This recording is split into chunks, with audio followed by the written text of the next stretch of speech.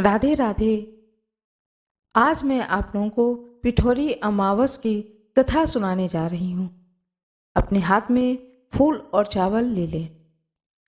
पिठोरी अमावस के दिन आटा गूंथकर माँ दुर्गा सहित 64 देवियों की आटे से मूर्ति बनाकर महिलाएं व्रत रखकर उनका पूजन करती हैं। आज के दिन आटे से बनी देवियों की पूजा होने के कारण ही यह दिन पिठोरी अमावस्या के नाम से जनमानस में प्रचलित है। इसे पिठौरा, कुशोत्पाटनी, कुशग्रहणी, अमावस आदि नामों से भी जाना जाता है। पौराणिक शास्त्रों में भाद्रपद अमावस्या के दिन कुशा इकट्ठा करने की मान्यता है। इस दिन सुहागिनें व्रत रखकर भगवान भोलेनाथ और देवी दुर्गा का पूजन करती हैं। यह दिन पितरों की तृप्ति, पिंडदान, तर्पण और वंश वृद्धि के लिए अत्यधिक महत्वपूर्ण माना गया है। अमावस की शाम पीपल के पेड़ के नीचे सरसों के तेल का दिया जलाएं और पितरों का स्मरण कर और भगवान शिव और शनि देव की आराधना करने से जीवन में चारों तरफ से लाभ ही लाभ मिलता है। भाद्रपद कृष्ण पक्ष की पिठोरी अमावस के दिन कथा अवश्य सुननी चाहिए। कथा सुनाने जा रही हूँ। 2 कथा आप लोगों को सुनाने जा रही हूँ। कथा नंबर 1। पिठोरी अमावस की व्रत कथा के अनुसार बहुत समय पहले की बात है। एक परिवार में 7 भाई थे। सभी का विवाह हो चुका था। सबके छोटे छोटे बच्चे भी थे। परिवार की सलामती के लिए 7 भाइयों की पत्नी पिठोरी अमावस का व्रत रखना चाहती थीं। लेकिन जब सबसे पहले बड़े भाई की पत्नी ने व्रत रखा तो उनके बेटे की मृत्यु हो गई। दूसरे साल फिर एक और बेटे की मृत्यु हो गई। 7वें साल भी ऐसा ही हुआ। तब बड़े भाई की पत्नी ने इस बार अपने मृत पुत्र का शव कहीं छिपा दिया। गांव की कुल देवी माँ पोलेरमा उस समय गांव के लोगों की रक्षा के लिए पहरा दे रही थी। जब उन्होंने इस दुखी माँ को देखा तो वजह जाननी चाहिए। तब बड़े भाई की पत्नी ने सारा किस्सा देवी पोलेरमा को सुनाया तो देवी को उन पर दया आ गई। देवी पोलेरमा ने उस दुखी माँ से कहा कि वह उन सभी स्थानों पर हल्दी छिड़क दें जहाँ जहाँ उनके बेटों का अंतिम संस्कार हुआ है। तब बड़े भाई की पत्नी ने ऐसा ही किया और जब वह घर लौटी तो 7 पुत्रों को जीवित देखकर उनकी खुशी का ठिकाना न रहा। तभी से उस गांव की हर माता अपने संतान की लंबी उम्र की कामना से पिठोरी अमावस का व्रत रखने लगीं। आज के दिन कथा सुनी और पढ़ी जाती है। उत्तर भारत में यह पिठोरी अमावस्या के नाम से माता दुर्गा की आराधना करके मनाया जाता है। वहीं दक्षिण भारत में यह त्यौहार पोलाला अमावस्या के रूप में माँ पोलेरमा, जिन्हें माँ दुर्गा का ही एक रूप माना जाता है, की पूजा अर्चना के साथ मनाने की परंपरा है। पिठोरी माता की जय, पोलेरमा माता की जय, माँ दुर्गा की जय। सोमवती अमावस्या की पौराणिक एवं प्रचलित कथा के अनुसार एक गरीब ब्राह्मण परिवार था। उस परिवार में पति पत्नी के अलावा एक पुत्री भी थी। वह पुत्री धीरे धीरे बड़ी होने लगी। उस पुत्री में समय और बढ़ती उम्र के साथ सभी स्त्रियोचित गुणों का विकास हो रहा था। वह लड़की सुंदर, संस्कारवान एवं गुणवान थी, किंतु गरीब होने के कारण उसका विवाह नहीं हो पा रहा था। एक दिन उस ब्राह्मण के घर एक साधु महाराज पधारे। वो उस कन्या के स्वभाव से और सेवा भाव से काफी प्रसन्न हुए। कन्या को लंबी आयु का आशीर्वाद देते हुए साधु ने कहा कि इस कन्या के हथेली में विवाह योग्य रेखा नहीं है। तब ब्राह्मण दंपति ने साधु जी से उपाय पूछा कि ऐसा क्या करें कि उनकी बेटी का विवाह हो जाए और विवाह का योग बन जाए।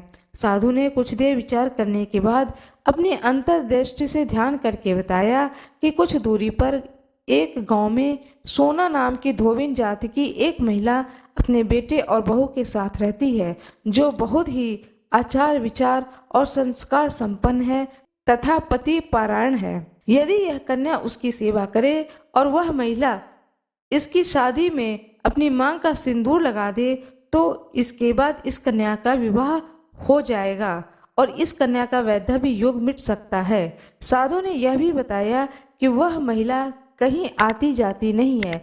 यह सुनकर ब्राह्मणी ने अपनी बेटी से धोबिन की सेवा करने की बात कही। अगले दिन कन्या प्रातःकाल ही उठकर सोना धोबिन के घर जाकर साफ सफाई और अन्य सारे कार्य करके अपने घर वापस आ जाती।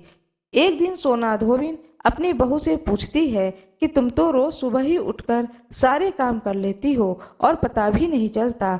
बहू ने कहा, माँ जी, मैंने तो सोचा कि आप ही सुबह उठकर सारे काम खुद ही करके खत्म कर देती हैं। मैं तो देर से उठती हूँ। इस पर दोनों सास बहू निगरानी करने लगी कि कौन है जो सुबह ही घर का सारा काम करके चला जाता है। कई दिनों के बाद धोबिन ने देखा कि एक कन्या अंधेरे मुंह घर में आती है और सारे काम करने के बाद में चली जाती है। जब वह जाने लगी तो सोना धोबिन ने एक दिन इसी प्रकार से वह सारा काम करके घर से जाने लगी। तब सोना धोबिन ने उसके पैरों पर गिर पड़ी और पूछने लगी कि आप कौन हैं और इस तरह छुपकर मेरे घर के सारे कार्य क्यों करती हैं। तब कन्या ने कहा कि साधु महाराज ने मुझे यह सारी बात बताई है। सोना धोबिन पति परायण थी, उसमें तेज था। वह तैयार हो गई। सोना धोबिन के पति थोड़ा अस्वस्थ थे। उसने अपनी बहू से अपने लौट आने तक घर पर ही रहने को कहा। सोना धोबिन ने जैसे ही अपने मांग का सिंदूर उस कन्या की मांग में लगाया, उसका पति मर गया। उसे इस बात का पता चल गया। वह घर से ही निराजल ही चली थी, यह सोचकर कि रास्ते में कहीं भी पीपल का पेड़ मिलेगा तो उसे भंवरी देकर उसकी परिक्रमा करके जल ग्रहण करेंगी।